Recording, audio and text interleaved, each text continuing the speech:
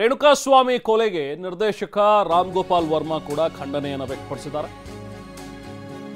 ರೇಣುಕಾಸ್ವಾಮಿ ಕೊಲೆ ಪ್ರಕರಣ ನೋಡ್ತಾ ಇದ್ರೆ ಒಂದು ರೀತಿ ಆನೆ ನಾಯಿಯನ್ನ ತುಳಿದು ಸಾಯಿಸೋ ರೀತಿಯಲ್ಲಿ ಕಾಣಿಸ್ತಾ ಇದೆ ಅಂತ ಹೇಳಿ ಟ್ವೀಟ್ ಮಾಡಿದ್ದಾರೆ ಸಿನಿಮಾ ನಿರ್ದೇಶಕ ರಾಮ್ ಗೋಪಾಲ್ ವರ್ಮಾ. ಅಂದ್ರೆ ದರ್ಶನ್ ಒಂಥರ ಆನೆ ಇದ್ದಂಗೆ, ರೇಣುಕಾಸ್ವಾಮಿ ಒಂದು ಶ್ವಾನ ಇದ್ದ ಹಾಗೆ. ಈ ರೇಣುಕಾಸ್ವಾಮಿ ಮೇಲೆ ದರ್ಶನ್ ಅಂತ ಒಂದು ಆನೆ ದಾಳಿ ಮಾಡಿ ಸಾಯಿಸಿದೆಯಲ್ಲ ಅಂತ ಹೇಳಿ ಅವರು ಟ್ವೀಟ್ ಮಾಡಿದ್ದಾರೆ. ಹಾಗಂತ ನಾಯಿ ಅಂತ ಹೇಳಿಬಿಟ್ರೆ ಅದನ್ನು ಅವಹೇಳನಕಾರಿ ಅಂತ ಅನ್ಕೋಬಿಡಿ. ನಾನು ಗಾತ್ರದ ಬಗ್ಗೆ ಮಾತ್ರ ಹೇಳ್ತಾ ಇರೋದು. ಅಂದ್ರೆ ತುಂಬಾ ಚಿಕ್ಕ ಪ್ರಾಣಿ ಒಂದು ನಾಯಿ, ಆ ಚಿಕ್ಕ ಪ್ರಾಣಿ ಮೇಲೆ ಅಷ್ಟು ದೊಡ್ಡ ಬಲಿಷ್ಠ ಪ್ರಾಣಿ ಆನೆ ದಾಳಿ ಮಾಡಿದ್ರೆ ಹೆಂಗಿರುತ್ತೆ, ಆ ಥರ ಆಗೋಗಿದೆ ಇದು.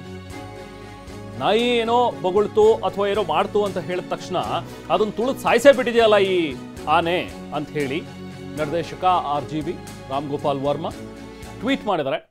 ಅಂದ್ರೆ ಇಲ್ಲಿ ಯಾರನ್ನು ಕೂಡ ಅವಹೇಳನ ಮಾಡುವಂಥ ಉದ್ದೇಶ ನನ್ನದಲ್ಲ, ಬಟ್ ಈ ಥರ ಅನ್ನಿಸ್ತಾ ಇದೆ ಇದನ್ನು ನೋಡ್ತಾ ಇದ್ರೆ. ಒಂದು ಚಿಕ್ಕ ಪ್ರಾಣಿ ಮೇಲೆ ಒಂದು ದೊಡ್ಡ ಗಾತ್ರದ ಪ್ರಾಣಿ ಅಟ್ಯಾಕ್ ಮಾಡಿದ್ರೆ ಹೆಂಗಿರುತ್ತೋ ಆ ಥರ ಕಾಣಿಸ್ತಾ ಇದೆ ಇದು ಅಂತ ಹೇಳಿ ರಾಮ್ ಗೋಪಾಲ್ ವರ್ಮಾ ಟ್ವೀಟ್ ಮಾಡಿದ್ದಾರೆ.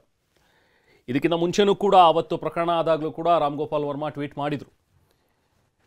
ಬಹುಶಃ ಕೆಲವೊಂದು ಸರಿ ನಾವು ಸಿನಿಮಾಗಳನ್ನೇ ನೋಡ್ತೀವಿ, ಕೆಲವೊಂದು ಸತಿ ಎಲ್ಲ ಸ್ಕ್ರೀನ್ ಪ್ಲೇಗಳನ್ನು ಬರೆದ ನಂತರ ಸ್ಟೋರಿ ರೆಡಿ ಆದಮೇಲೆ ಸಿನಿಮಾ ಶೂಟಿಂಗ್ ಹೋಗುತ್ತೆ. ಇನ್ನು ಕೆಲವೊಂದು ಸರಿ ಶೂಟಿಂಗ್ ನಡೀತಾನೆ ಇರುತ್ತೆ, ಇನ್ನು ಸ್ಕ್ರೀನ್ ಪ್ಲೇಗಳನ್ನು ಸ್ಟೋರಿಗಳನ್ನು ಬರಿತಾನೆ ಇರ್ತಾರೆ ಕೆಲವರು. ಬಟ್ ದರ್ಶನ್ ಪ್ರಕರಣ ನೋಡ್ತಾ ಇದ್ರೆ ಇಲ್ಲಿ ಸ್ಟೋರಿ ಸ್ಕ್ರೀನ್ ಪ್ಲೇ ಏನೂ ಕೂಡ ರೆಡಿನೇ ಆಗಿಲ್ಲ, ಆಗಲೇ ಸಿನಿಮಾನೇ ರಿಲೀಸ್ ಆದಂಗೆ ಬಿಟ್ಟಿದೆ ಅನ್ನೋ ರೀತಿಯಲ್ಲಿ. ಅಂದರೆ ಆಲ್ರೆಡಿ ದರ್ಶನ್ ವಿಚಾರದಲ್ಲಿ ಎಲ್ಲ ವರ್ಡಿಕ್ಟು ಕೊಟ್ಬಿಟ್ಟಿದ್ದಾರೆ, ಎಲ್ಲ ರೀತಿಯಾದಂಥ ಒಂದು ಶಿಕ್ಷೆನೂ ಪ್ರಕಟ ಆಗಿಬಿಟ್ಟಿದೆ ಅನ್ನೋ ರೀತಿಯಲ್ಲಿ ಆಗ್ತಾ ಇದೆ ಅನ್ನೋದ್ರ ಬಗ್ಗೆ ಕಳವಳವನ್ನು ವ್ಯಕ್ತಪಡಿಸಿದರು ರಾಮ್ ಗೋಪಾಲ್ ವರ್ಮಾ. ಅದಾದ ನಂತರ ಈಗ ಮತ್ತೊಮ್ಮೆ ಟ್ವೀಟ್ ಮಾಡಿದ್ದಾರೆ, ತಮ್ಮ ಒಂದು ಬೇಸರವನ್ನು ವ್ಯಕ್ತಪಡಿಸಿದ್ದಾರೆ.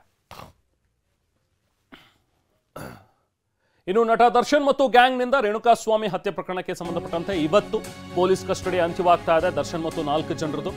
ಸೊ ಹಾಗಾಗಿ ಆ 4 ಜನರನ್ನ ಇವತ್ತು ಮತ್ತೆ ಕೋರ್ಟ್ ಮುಂದೆ ಪ್ರೊಡ್ಯೂಸ್ ಮಾಡ್ತಾರೆ. ಇವತ್ತು ಮಧ್ಯಾಹ್ನ 3 ಗಂಟೆ ಅಷ್ಟರಲ್ಲಿ ಕೋರ್ಟ್ ಮುಂದೆ ಪ್ರೊಡ್ಯೂಸ್ ಮಾಡಬೇಕು.